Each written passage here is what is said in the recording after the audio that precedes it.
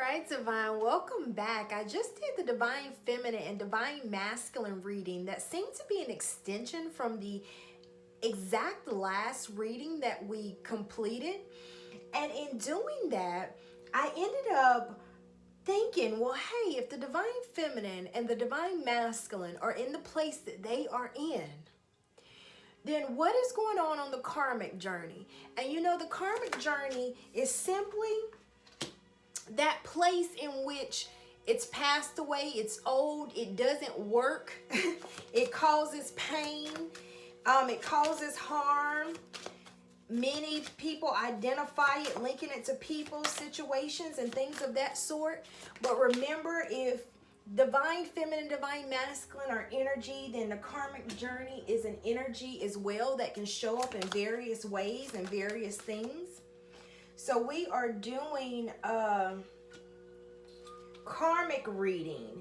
I was pulling the clarifiers because once I pulled the cards, I said flames are coming to transmute, to heal these karmic journeys, these karmic cycles of ways to get there. And it's a beautiful way to begin to look. Some of you may recognize that, hey, this is a karmic cycle that I've actually just ended. And it's what's contributing to what's going on with the karmic journey and those who might even be stuck within it. So this starts out with the 10 of Wands, which is very important because the 10 of Wands is coming up. It's almost hard work and oppression in making something happen. Do you see that? It's force. It's force. So when you start looking at a karmic reading, it's like, well, what are those things? What do you mean? Force? Force into what? This is the Sun, which would be our commitment card. Yeah, it will be our commitment. And I'm getting, this is relationship, just like the Divine Feminine, Divine Masculine that has just been done. It's really good that this kind of goes along with it. That it would be commitment in that relationship to things and people. But this comes out in reverse. And I know exactly what's happening. The reason why I pulled clarifiers is because that oppression has just come to light for the karmic journey. It's almost like this force, this hard work that was taken has just came to light. It's like now they're recognizing that all the extra work they put in to get a commitment of what they thought would be everything. And you see that balancing of the twin flame within the light, you know, and the moon. I think that's very important that we're in the phase of the moon that we're in right now, that it is shedding the light on the fact that they put in so much hard work to obtain this material and spiritual prosperity, to have those relationships and things that they desired, but it did the opposite. It did not give them that commitment back that they desired. It did the exact opposite of it. And this goes right in line with the Divine Masculine reading that we just did, where it talks about seeing the double side of manipulation. So this is the karmic journey side of manipulation. Almost as if I knew that there were trickery ways in which I communicated in order to get this to happen. I knew that there were physical world structures that I did to make this situation happen so I can get what I wanted in that commitment and to advance and have the life that they wanted. But the reason I said that there's a double side recognition on the karmic journey and that the light is coming is because it caused entrapment of self. So this is what happened in the karmic journey, is the recognizing that, oh my gosh, I've been doing these things on purpose to manipulate how this situation and relationship will go. But in doing these things on purpose to manipulate how this relationship and situation will go, clarifier, I did not go into rejoice and celebration that everything went well. I went into, this is upside down. 3 of Cups. Boom, upside down, which is I've entrapped myself. And many of you can even look that this is the upside down of the third party as well. So it's whatever the third party situation that's in. It's like, dang, I entrapped myself in what I was trying to do to create this commitment from a darker view, which is me doing my works, not having any type of divine guidance or direction in this. I decided I wanted this relationship or this commitment or this thing, but I didn't determine any type of internal guidance. There was no type of light going in to determine if this is what aligned to me. So now the light is being shed that, dang, I put in all of those my works in order to make this relationship be what it is that I proclaimed it to be, and none of that happened. I never got the commitment. It's almost like I did all of that and got these false commitments, and now I realize that I didn't get the real thing and I just entrapped myself. And the reason it's not a joyous period is because those same wands, now we are here with 9 of wands, and within the karmic journey, this is now someone who is now with the wands behind them, and they're standing there with their wand and they're ready. So what it looks like is that they ended up having to live on an internal level of on guard, which is that I had to make things happen for myself. So after I made things happen, then I ended up having to be on guard. Guard for what? What I wanted, which is the solar plexus, what I want, came in reverse. Meaning not even getting the things that you want, but really on guard, trying to have them, still trying to make them happen. Which means that whenever the karmic journey tried to make things happen in manipulative communication and manipulating things and money and situations, it then entrapped them. But not only, I love it when that music goes in octane, it then entrapped them. But not only did it entrap them, it made them on guard the entire relationship, on guard for the things that they wanted, which means that they knew they weren't getting them in an authentic space. They knew that they were manipulating to make everything happen. So if you're manipulating to make everything happen, then you have to be on guard to keep it the entire time. So not only did it entrap them in the way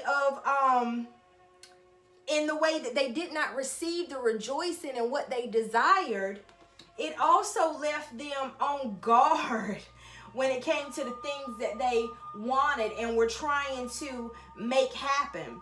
So it's like, man, it just ended up being a whole cycle mission, still trying to do their efforts, still trying to make things happen, still trying to buck divine timing. But whenever they buck that divine timing, whenever they buck what was necessary, I'm getting this like, no, I want a relationship now. No, I want this thing now. I want this family now. I want this situation now. But whenever they manipulated to make those things happen, they entrap themselves. And not only entrapping themselves, they end up putting themselves on lifeguard. And lifeguard says that I received these things because of manipulation, so I can't even rest in them. I can't even rest in them. So this is that stress piece. That stress and worry and anxiety, because I did something to get this, so I'm on guard all the time that it's finna unravel and leave me, and I can't be in peace about it because I know it's not an authentic space. Yeah. And the interesting part is to live in that space and still not get what you want. To go through this and still not get what you want. Is a really hard place that the karmic journey kind of cycles around and sends people on, and it seems like that's what's happened here. We do have at the end of the deck the Wheel of Fortune, which at this point we can look at this in the way of, since the light has come out, light has been shed on the fact that this oppressive way of doing things is what led to the entrapment. And I also get very severe insecurities here, very insecure and low self-esteem, because I'm getting, if you have to make something happen, then you can't believe that it just happens for you. They're like, I had to make it happen. I had to talk it into work. I had to write it into work. I had to do these things to manipulate this person. I had to plan to buy this. I had to get this. I had to do that. I had to have all of these things linked in between. I had to connect to this person. So it's like they're in the space of they know why what happened to connect them to their experience. And knowing that they had to do all of that to attach to the person or the circumstance puts them in that low esteem, because it's kind of like things don't happen for me. How do I know things don't happen for me? Because I have to do it all myself. And if I have to do it all of myself and then it still doesn't work out, and I put in all of this effort and then I work so hard to make it happen and then I still didn't get what I want, and then it just really sends them into that blame mode. And then once going in that blame mode, it goes between self and the other person, which really affects the esteem. But we are moving in a place of a wheel of fortune, because now that light has been shed on that these exact behaviors have contributed to the karmic journey, feeling so bad about themselves, was because they were putting in so much effort to receive love, to receive attention, to receive affection, that they basically, I'm getting bought it in many oppressive acts, and in doing that, it left them feeling really low. Like, even when things would come to them authentically and genuinely, they didn't even believe it. The reason they didn't believe it is because they still felt like it was something that they had concocted. So really not living in that receiving mode of the divine, in which things just happen and you're like, oh my gosh, this is happening. It links us together and this is beautiful. And we know that this is a divine union, and we know that we're connected because they're not doing anything to make their union happen. In fact, the union is happening, and a lot of times they're like, wait, I wasn't really ready for this. So, but on this relationship journey, it's really doing things to make it happen, to link to the person, and not getting a chance to have that beautiful light space of knowing that something is really popping off just for you. You're knowing that you're doing it. And in knowing that you're doing it, it really takes into a lowly place. So it's good that the light is being shed on this in the karmic journey, that leaves an opening for change in moving forward, and an understanding of that all the blame does not go on the other person in the situation, or, you know, just even the experience. It's almost like, okay, I'm recognizing that I put in way more effort than I should have, and that is why I didn't get back any type of balanced situation, and I felt the way I felt.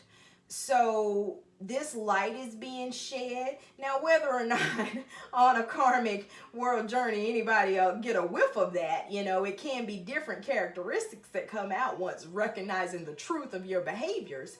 But it is known. It is internally known. So good. There is, and I'm getting, so it's not a fight to move forward anymore. It just says it's not a fight to move forward, because there's an understanding of the double side. It's not a fight to move forward. Yeah. The golden mission. The golden mission is union. Union within self, then union with others.